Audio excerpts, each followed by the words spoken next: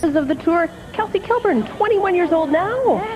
Hard to believe that what you've been through, and Kelsey, I've been sitting here chatting with you, and I think this is one of the things I love about the hospital is that, you know, you were born with such severe kidney disease and have been through so much, and now you're just incredible future and a bright young lady. Tell us about you were born premature in Richmond and rushed to the Children's Hospital. Yeah, I was born about a month premature, and I had polycystic kidneys, which meant I had both my kidneys. One had no function at all, and one only had about 10% function. So they pretty much waited for that function to die. And that took about 3 years, and took out my kidneys, and I was waiting for a transplant for about 5.5 months, which is really lucky.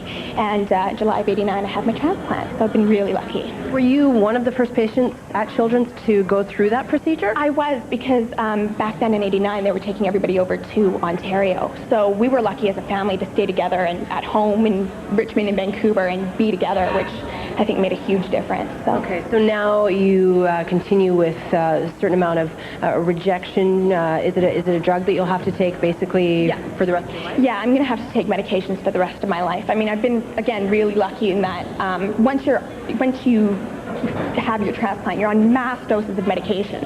And as you get better over the years, your medications generally go down. So I've been really lucky. I take minimal doses, but I will have to do that for the rest of my life. So. And now you go back to the hospital in another fun capacity, although you say that you remember your time as a kid there as being a lot of fun.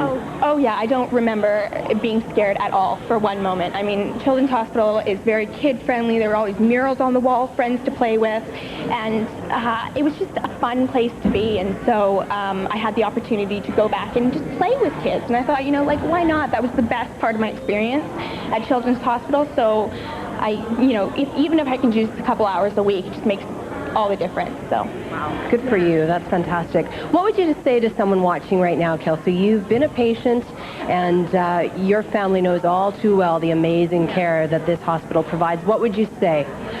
Oh, just if you can give anything, your time, your money, anything at all, just to help these kids, it makes such a difference to them and their families. You know, being in a hospital and being treated for whatever is hard enough. Kids want to be outside and playing with their friends, and sometimes it's difficult being in a cold hospital room with doctors and medications, and anything that you can do personally, whether it's big or small, to just give your time or money would make a world of difference. So well, we want to thank you for giving your time at the hospital, and good luck to you. Thank Your future you so is much. bright. Thank you. All right, we're heading outside now. Mark Madriga standing by. Hi, Mark. All right. Hi, I'm Bruce, and I'm a cancer survivor. And I'm Kelsey. I've had kidney disease all during my childhood. We've both spent a lot of time at BC Children's Hospital. In fact, neither one of us would be here today if it weren't for this place. And since we're both so familiar with Children's Hospital, we'd like to take you on a quick tour to show you just how awesome Children's Hospital is. Let's go! Every single day, about 400 kids and their families come to Children's Hospital from all over the province. For about 25% of those kids, this is where they come to: emergency. Some arrive by ambulance or helicopter. Hi, Jerry. What do you see here at the emergency department? Well, Bruce, here in the emergency department at BC Children's Hospital, we see children with a wide variety of conditions. Anything from cuts and scrapes, minor injuries, to children who have suffered more severe injuries, such as kids who have been in motor vehicle accidents. We see children who have infections, who have chronic illnesses, and we also treat that little boy or that little girl that walk through our door who have rock up their nose or maybe a bug in their ear. Seriously, rocks up their nose? You would be amazed what we take out of noses and ears around here. Children's Hospital does thousands of operations here every year. Some of the patients come here just to have their tonsils taken out, while others, well, just before my 4th birthday, I had a kidney transplant. At the time, I was one of the first kids to receive a new kidney at Children's Hospital. This is Gayleen Ray. She's in charge of the surgical suite. Gayleen, what kind of operations take place here at Children's Hospital? Kelsey, we do a wide variety of operations here at Kids. We do everything from a simple eye procedure right up to doing open hearts on our newborn kids. But of particular interest, we have our minimal invasive surgery area. We like the thought of our kids going home sooner, recuperating with their families and also having teeny little scars for them. But we can only do this with the donations that we get. Thanks so much for chatting with us today. You're welcome, Kelsey. After surgery, some of the patients will recover in the intensive care unit. This is where the province's most critically ill and injured kids are looked after. This department is high-tech, lots of equipment here, but it's also high-touch. A huge range of caregivers attend to these patients, giving them very specialized, tender, loving care. Children's Hospital has many clinics. Some could stay for a day, some just for an hour.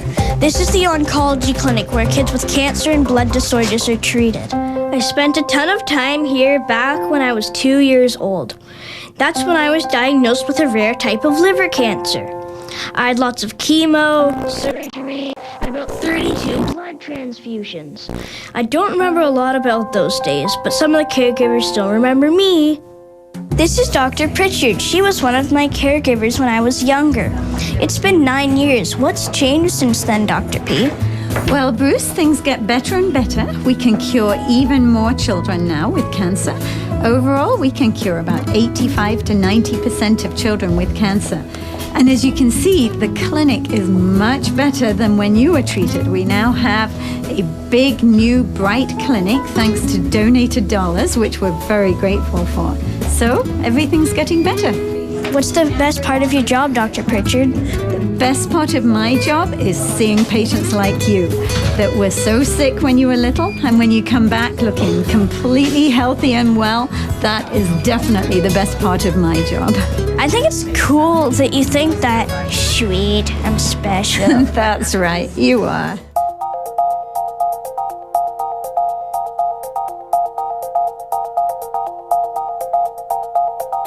This is a whole building filled with mad scientists. Whoa. Wait, what? I mean researchers.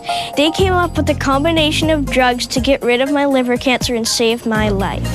That's right, Bruce. The researchers in this building are all working really hard to try to find cures and better treatments for childhood illnesses like diabetes, heart defects, and cancer. And we can do it because people make donations to Children's Hospital. Okay, Bruce, here's the mad scientist experiment. Drop it in. Here we go. Watch this. Whoa. Cool. I spent my whole childhood visiting this hospital, and some of my best memories were of these playrooms and all the toys, and the caregivers who helped me forget that I had significant health problems. Hi, Joanne. Kelsey, how are you? Oh, so nice to see you. This is Joanne. She was my child life staffer. Her job is to help kids cope with being here. I remember you and I playing, and you kept me from being scared all those times. Oh, when you loved to play, it was so easy to do my job with you, Kelsey. I have some pictures to show you of when I was in the hospital. This is before my transplant. That cute little face. Actually, I have a picture for you too. Oh yeah. This is a picture of us, one Halloween parade. Yes, I remember this costume. Post-transplant, because you can see that your face is a bit fuller there. Yeah. What a treat it is to see you after all these years. And so often we think of patients that we've worked with, that especially patients that we felt a real connection with, and wonder how they're doing. And to see you grown up and doing so well, it's just the most wonderful thing. Thank you so much. So nice to see you.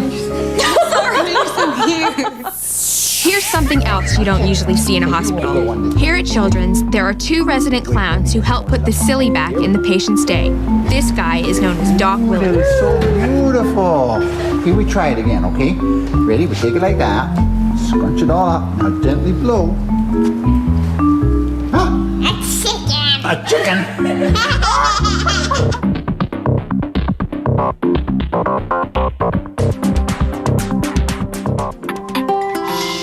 This baby is sleeping, and she needs complete darkness. That's why there's a quilt over her incubator.